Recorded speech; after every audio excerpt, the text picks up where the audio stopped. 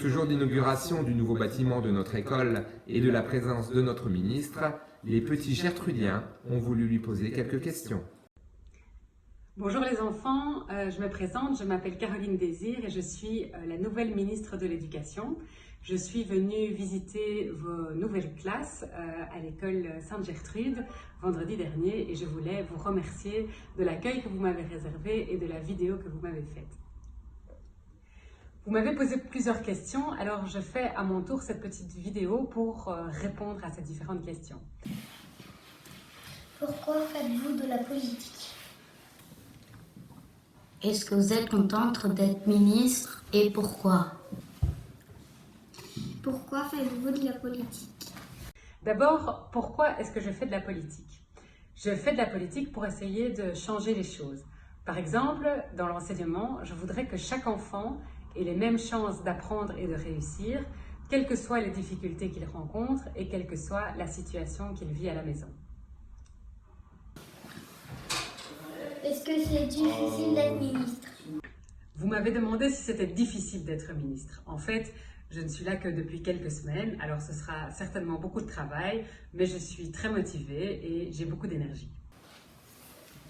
Quelle est la différence entre le métier d'avocat et le métier politique? Quelle est la différence entre le métier d'avocate et la vie politique? Comme avocate, je défendais des personnes. Je faisais du droit du travail, donc je m'occupais par exemple de personnes qui avaient perdu leur travail ou qui avaient perdu leur droit au chômage ou encore des personnes qui avaient eu un accident de travail. Mais quand on est une femme politique, on essaye plutôt de faire changer les choses pour tout le monde, pas pour une seule personne à la fois. Est-ce que c'est ce grand-père qui vous a donné envie de faire de la politique?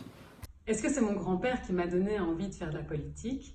Pas vraiment en fait. Mon grand-père faisait aussi de la politique, c'est vrai, mais dans un autre parti que le mien.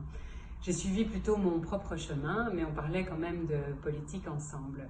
Il est mort maintenant il y a 3 ans, mais évidemment je pense qu'il aurait été très fier de voir aujourd'hui que je suis devenue ministre de l'Éducation. Vous dormez beaucoup. À quoi consiste une journée de ministre? Alors pour vous décrire la journée d'une ministre, c'est vrai qu'avoir un emploi du temps de ministre, c'est quelque chose. Le matin, je vais à mon cabinet, je travaille avec mon équipe, qui sont quand même une quarantaine de personnes. Alors on réfléchit ensemble, on prépare les dossiers qui passeront au gouvernement et que je devrai discuter avec les 4 autres ministres de la Fédération Wallonie-Bruxelles. Parfois, je dois aussi aller au Parlement pour répondre aux questions des députés qui vérifient si je fais bien mon travail.